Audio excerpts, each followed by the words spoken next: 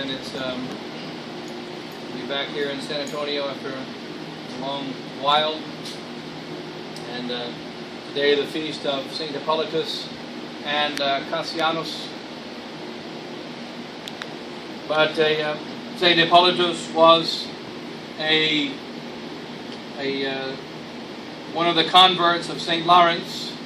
Saint Hippolytus was a Roman soldier, and Lawrence converted him, and Hippolytus watched his family be killed by the Emperor Decius, and then he himself was slain.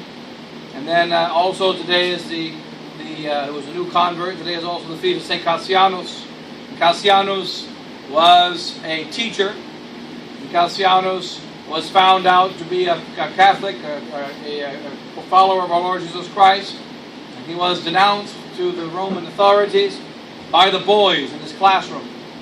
And then the Roman soldiers, the Roman magistrate, said, since you were found guilty by the very boys you were teaching, he commanded the boys to kill him. And the boys of his class, maybe 8 years old, 7 years old, little boys, they took the pens, the little metal pens that they used for writing, and they stabbed him and beat him, and it took a very long time to kill him because of the weakness of the boys. And so the Martyrology tells us the frailty of the boys. It took a very long time for them to mock and to cut and to kill Cassianus. He killed their teacher because he was a teacher that taught the faith.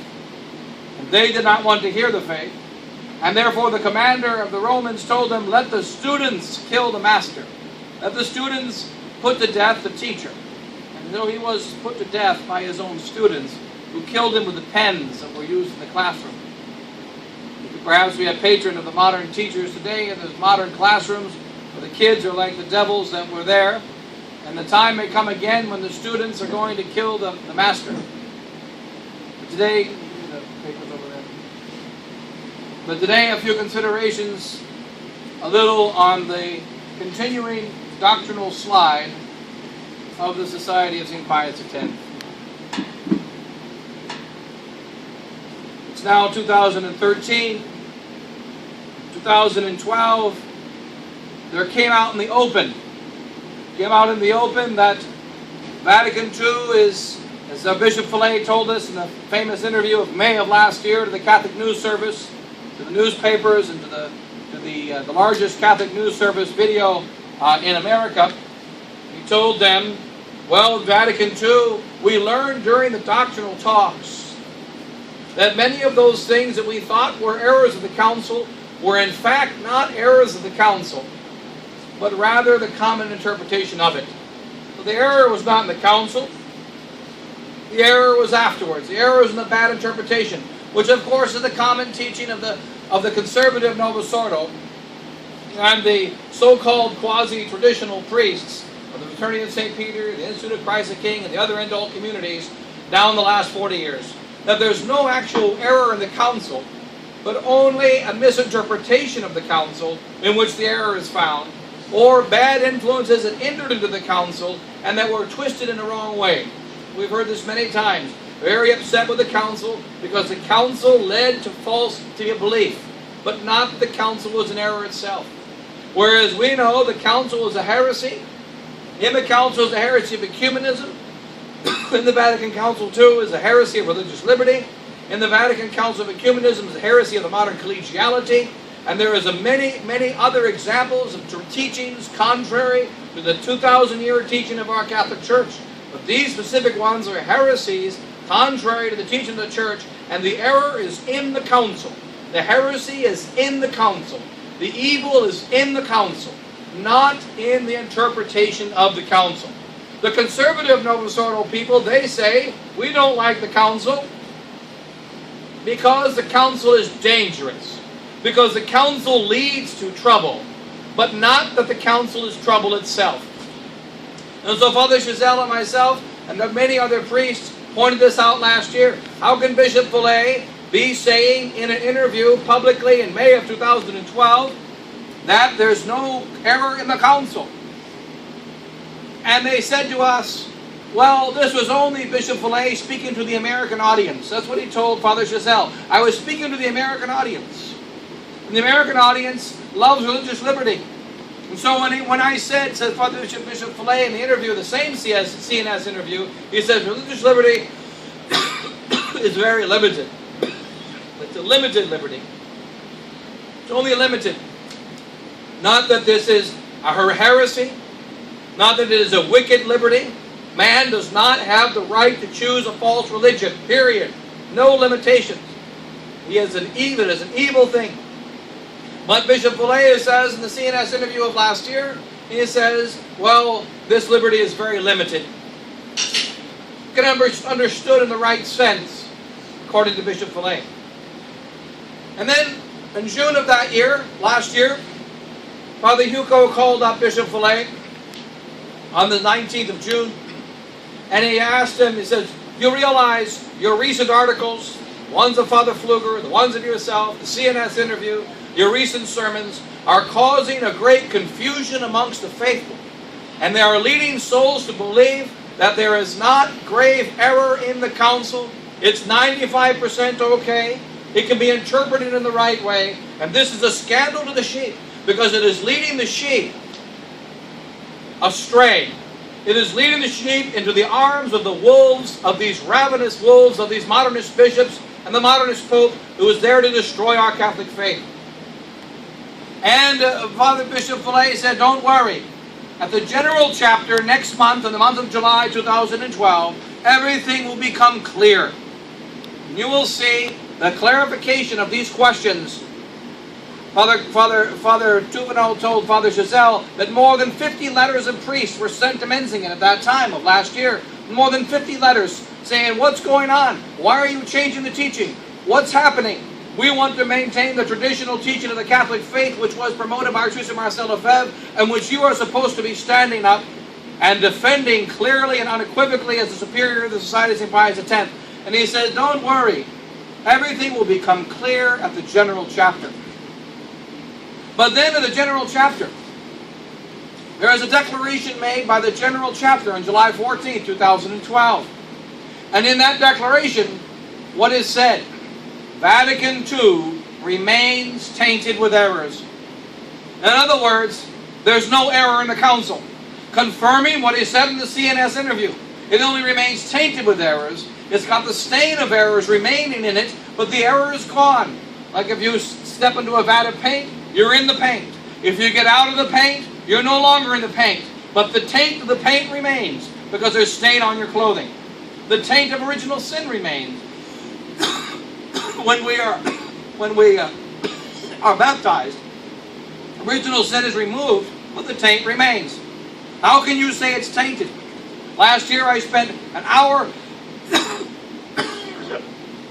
approximately an hour, of a 3-hour conversation with my superior in Asia, Father Couture, who was at the general chapter, about that word tainted.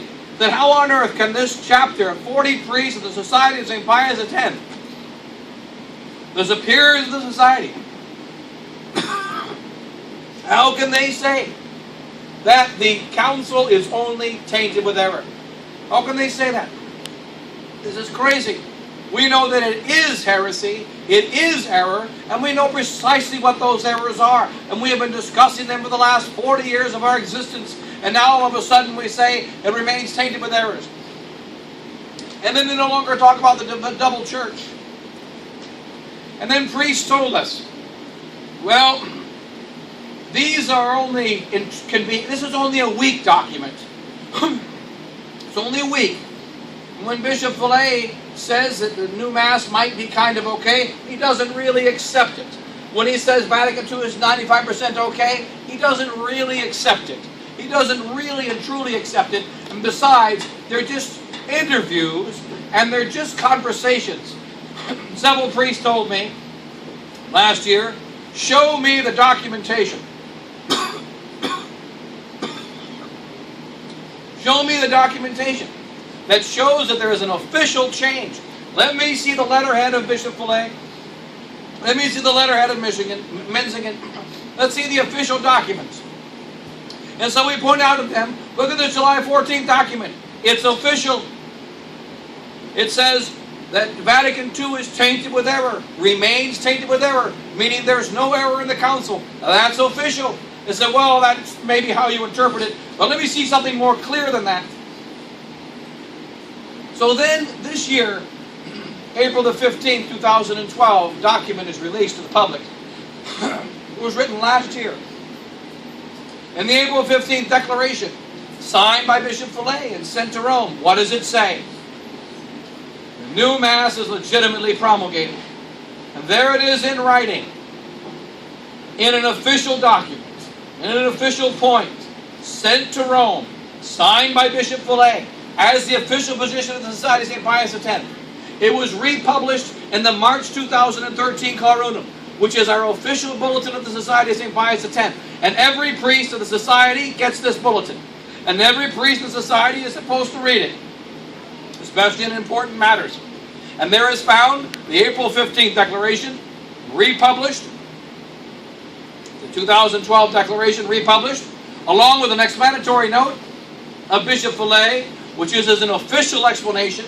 And then as an official explanation, he says, I said that the Vatican II new Mass was legitimately promulgated because that's what Archbishop Lefebvre always believed. That was his explanation. He did not retract it. Furthermore, he said the falsehood that Archbishop Lefebvre always believed the new Mass was legitimate. He called the new Mass, Archbishop Lefebvre called the new Mass a bastard Mass. If you look up the word bastard in the dictionary, a bastard is an illegitimate child.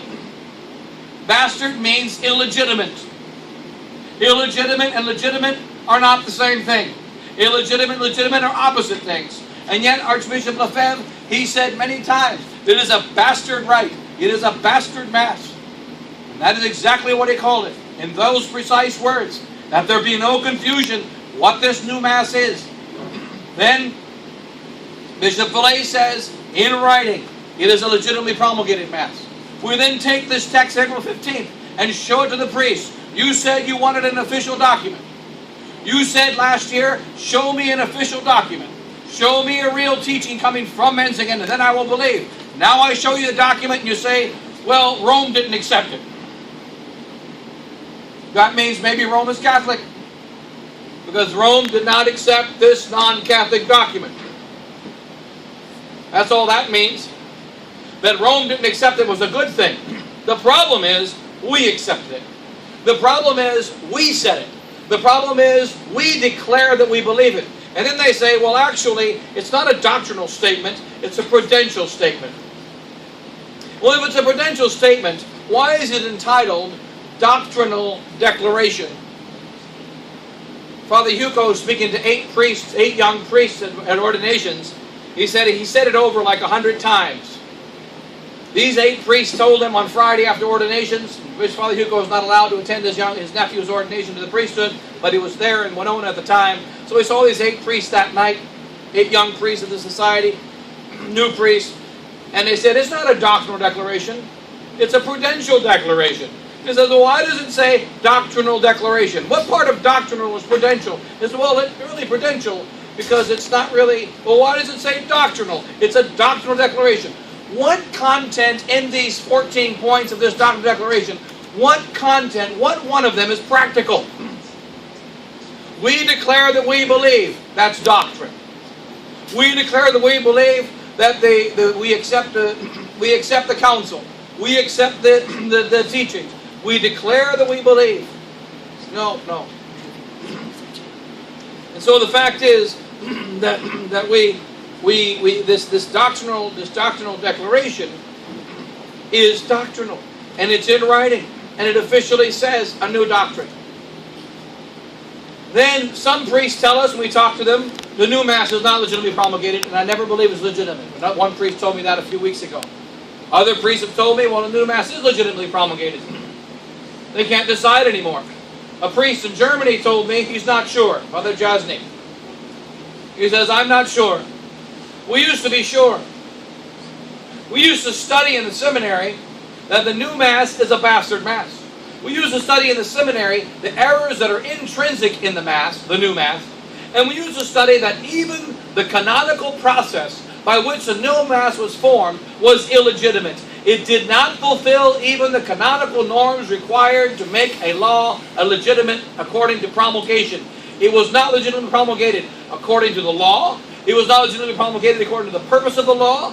It was illegitimate in its purpose, immoral. It was illegitimate in the way in which it was promulgated. It did not follow the precepts of law. It was never fully and correctly implemented as a law. It fails in every single category of the word legitimate. It is illegitimate, and also illegitimate in every conceivable category. But now, Bishop Vallée says it's legitimately promulgated. He reiterates it. It is once again stated again in the June 27th document, the most recent one that came out from Bishop Vallée and Bishop Tissier and Bishop de Galarreta. It says this promulgated document. It still admits that it is promulgated and legitimately promulgated. This legitimately promulgated. What are they saying now? Well, legitimately promulgated means that it was legitimately promulgated in a canonical sense because the Pope has a right to promulgate. But it doesn't mean that we like it or that it's good. Some priests have told me, I'm still against the indult Mass. I still tell people not to go to the indult Mass. And they shouldn't go. Other priests say they should. Other priests say, well, show me the document where the society is saying it's okay to go to the indult Mass. Now we find in the pastor's corner, July the 21st, 2013, the pastor's corner, the sspx.org. Now okay to go to the indult Masses. The motu proprio, summorum pontificum, quoting here from the sspx.org. The motu proprio, summorum pontificum, officially ended the canonical struggle over the traditional Roman Mass. But is this the end of the fight for the Mass of all time? This is stated on July the 21st. What happened in early July of 2013, this same year? In early July of this precise same year, 2013, only a month ago, Pope Francis commanded the Franciscans of the Immaculate on July the 9th, only a few days before this July 21st document, that they can no longer have the extraordinary Latin Mass, and that they are forbidden to have this Mass unless they renew and get a permission to say it. That's from Rome. And yet, less than 2 weeks later, we find the Society of St. Pius X website tells us the canonical fight over the legitimacy of the Latin Mass ended with Summorum Pontificum. That is false. That is a lie. Furthermore, the canonical fight did not finish from the very text itself, because Pope Benedict XVI said very clearly, you cannot have your extraordinary Mass, which is why it's called extraordinary, meaning given under conditions, unless you accept the ordinary Mass, which is the Novus Ordo Missae. Therefore, by going to the indult Mass, or rather the motu proprio Mass, according to its new terminology, which is the same thing, by going to the motu proprio Mass, you accept the new Mass as legitimate. This is wrong. This is a wrong. Strictly speaking, it's a sinful thing to do. You have no right to do that as a Catholic. You cannot go to a Mass, which means by going to that Mass, you accept a false Mass. You accept an adulterous Mass, a bastard Mass, which is also called the new Mass. And yet, that Summorum Pontificum is very clear. You cannot have your Latin Mass unless you accept the new Mass. Furthermore, Summorum Pontificum says you have permission to say this Latin Mass because I, Pope Benedict, am extending the permission that was given by Pope John Paul II. In other words, it's an extension of the indult. It is not a removal of the indult. It's an extension of it, making it more universal. This means it can be retracted. It can be withdrawn. Pope Francis withdraws it in the case of the Immaculate. The canonical struggle is nowhere near over, and that is completely false, the teaching of sspx.org. And then it says also, certainly we cannot counsel our faithful to regularly participate in the Masses celebrated by priests of dubious doctrinal orthodoxy, even when offered reverentially. We must also warn them not to receive Holy Communion from a ciborium consecrated at the Novus Ordo Missae, for this is the sacrament of unity, and we cannot be in union with a theologically deficient rite. There is also a constant danger of strange confusion of rite and improper behavior, which is so common in the mainstream churches and the accompanying irreverent rites. For these reasons and so many others, which you will easily discover even from occasional visits to your local motu proprio Mass. So don't go. We don't recommend you go, but go ahead and make an occasional visit. What are these idiots saying? The guy who's writing this needs to be executed. For these reasons and so many others, which you shall easily discover even from occasional visits to your local motu proprio Mass, or in talking with conciliar trads, why we think it is not advisable to regularly attend the extraordinary form, SSPX, using the terminology of the modernists. SSPX speaking, we do not advise you to regularly attend the extraordinary form offered by the diocese or under the aegis of the Ecclesia Dei Commission. After all, we have not been fighting for over 40 years against the modernist tsunami, only to be washed away by an ebb tide. Isn't that beautiful? So, it now says, it is not advisable to regularly attend, but you can attend sometimes. How often is regular? You can attend sometimes. And why is it not advisable? It gives no essential reason why it's not advisable. Practically speaking, the bishops continue to limit the celebration of the traditional Mass by seeking to grant permission which is no longer necessary. Oftentimes, in addition to other arbitrary conditions. Thus we pray that the Mass of all time may be given quickly the monopoly it should never have lost in the Latin Church. Nevertheless, we cannot but give a strong warning against the regular attendance of such diocesan Masses under the present circumstances. The truth is, thou shalt not go to the indult Mass. Why? Because it's a compromise of faith. Period. End of question. But now, what do they say? We can't say that you should regularly attend.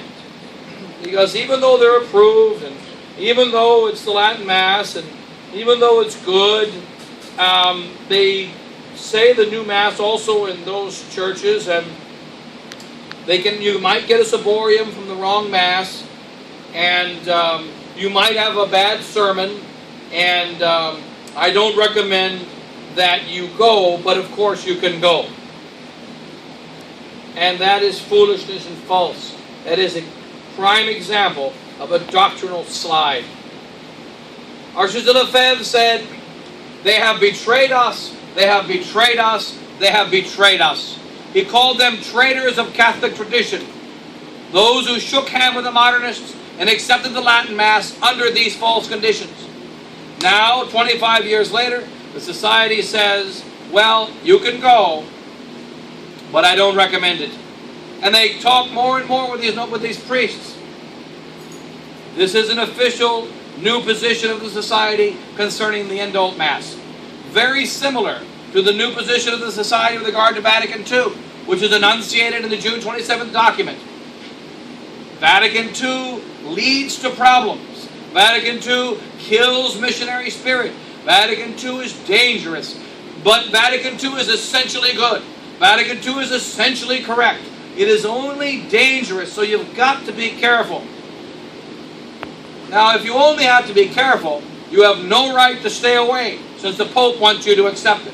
If you only have to be careful, you have no right to stay away from the new Mass.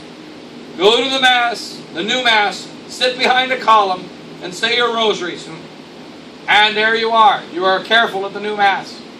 That is the answer of the modernists. That is not the correct way. We cannot allow ourselves to accept this new Mass because it is an adultery against the faith. The new Mass is not legitimate. The indult Mass is also not legitimate because that is a Mass that is given under the pretext of the legitimacy of an adulterous Mass. And it is a Mass given under the pretext that you have no right to go there except by the special permission. The doctrinal slide continues in the Society of St. Pius X, and we have to expose it and we have to combat it. It is very dangerous to be exposing oneself continually to the new teaching of the Society, because it is sliding and sliding the faithful away from the truth more and more each day. You have to expose it, say clearly what the truth is, repeat the teaching of our fathers, and not compromise in these matters of the faith. Close that. God bless you all. In the Father, and the Son, and the Holy Ghost.